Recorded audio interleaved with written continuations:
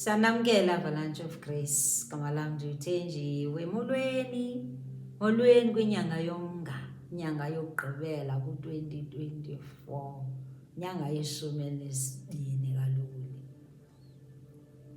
Inene uYesu funeka simbulele ngokuthembeka kwakhe. Waza walunga uYesu Kristu, waza wamhle uYesu Kristu empilweni zethu ngalo lonke ixesha. Umzali nyani, usikhathalele mani uYesu Kristu. Masimdumise njalo, simbule sithi enkosi ngothando lwakhe imihla nezolo.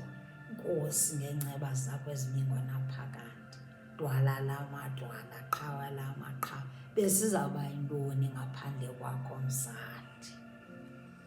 Okwesibini, congratulations, ndivuyisana nawe uba usamile kuko konke, kwezi ntsuku zokugqibela, kuko konke ubunzima, kodwa usamile. You are still trusting him, you are still praising him, you are still dancing for the Lord, you are still honoring him.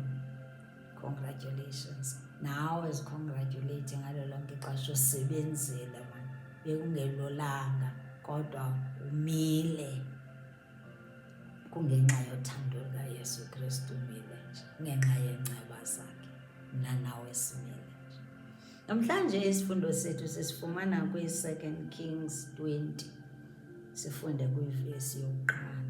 Ngaloo mihla wayesifa uHezekiya, eza kufa, waya umprofeti u-Isaya unyana ka-Amozi, wathi kuye, utsho uYehova ukuthi yolela ngokuba uyakufa wena, akuyi kuphila. Lo myalezo ngumyalezo owawuvela kuYehova usiya kukumkani uHezekiya owayegula. Uthumela umprofeti wathi mbomxelele into yoba akazuphila, uza kufa. Makayolele, makalungise izinto zakhe. He must put his house in order, he must put his life in order. Namhlanje lo myalezo uza kumnawe xa unyaka uphela unje, singekayofika kunyaka omtsha ka-2025. Put your life in order, put your house in order. Umyalezo ovela kuYehova ngenxa yothando lwakhe. Usikhathalele kaloku, ufuna zonke into zethu zilunge, zibe moya, zibe sendleleni. Simkhumbule kaloku 2 Corinthians 14 verse 33. He is a God of order, he is not a God of confusion. AkangoThixo wesiphithiphithi. Ufuna zonke into zethu zibe in order. Ufuna sisuse uchuku, sisuse imemona, sisuse inzondo ezempilweni zethu, sizisuse zonke izinto ezangazifuniyo nathi esizaziyo ukuthi azifuneki. Ufuna sizisuse, ufuna sihlale sihamba ngothando, sihamba ngoba sibethanda abantu. Yona nto ayifunayo le. Akafuni soloko sineewari, eziwari zonke ezi zinto njalo siyastresa. Zizo ezenza into ukuthi njena sibe nezigulo, sisoloko sigula. Fast sifunde uthatha zonke izigulo lezi zethu neengxaki zethu, imithwalo yethu yonke. Utshilo wathi izani kum nemithwalo yenzani nikuphumla.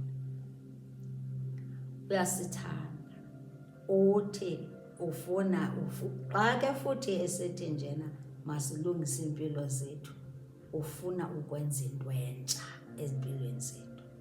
Uthi ku-Isaiah 43 verse 19, uthi forget the former things. Ufuna silibale zonke izinto ezidlulile, ufuna sizilibale noba bekwenzeke ntoni na, ufuna uYehova silibale ngoba he wants to do a new thing. Ufuna ukwenza into entsha empilweni zethu.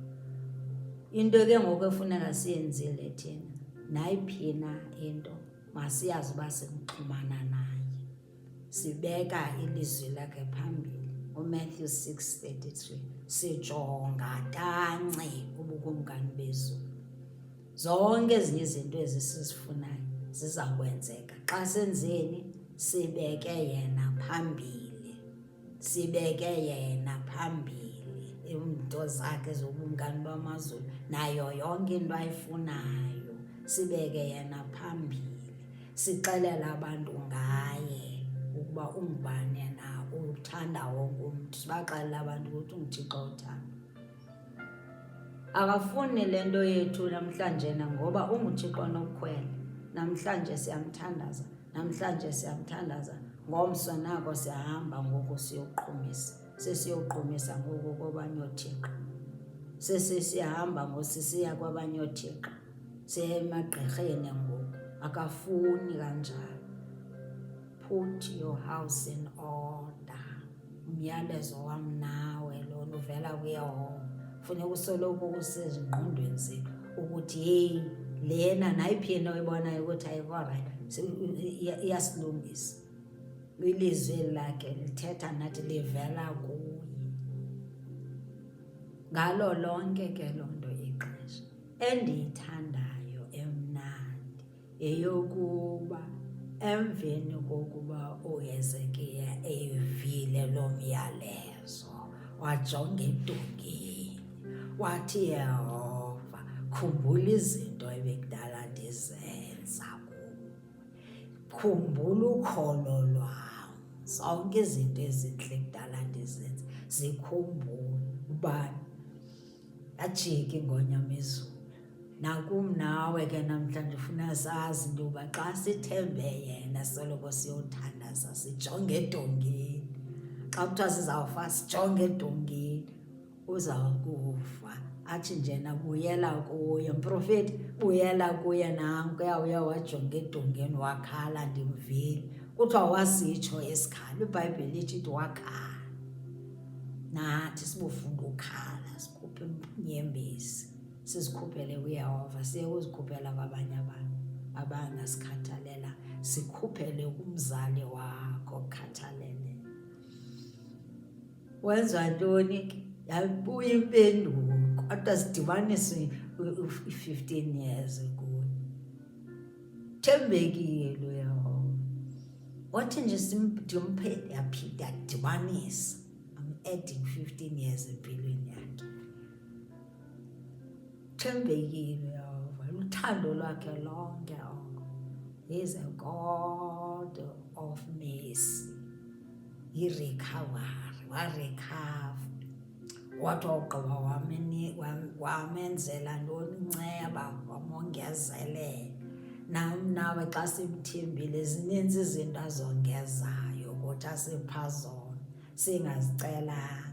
Funda ukuba umazi Yehova uthembekile. Xa unantoni na nayiphi into angayithandiyo, yiya kuye ekamereni uyojongana nayo, uyokhala kuye njengoHezekiya. Zizawubuyiselwa izinto. Enkosi kakhulu ngosimamele. God bless you.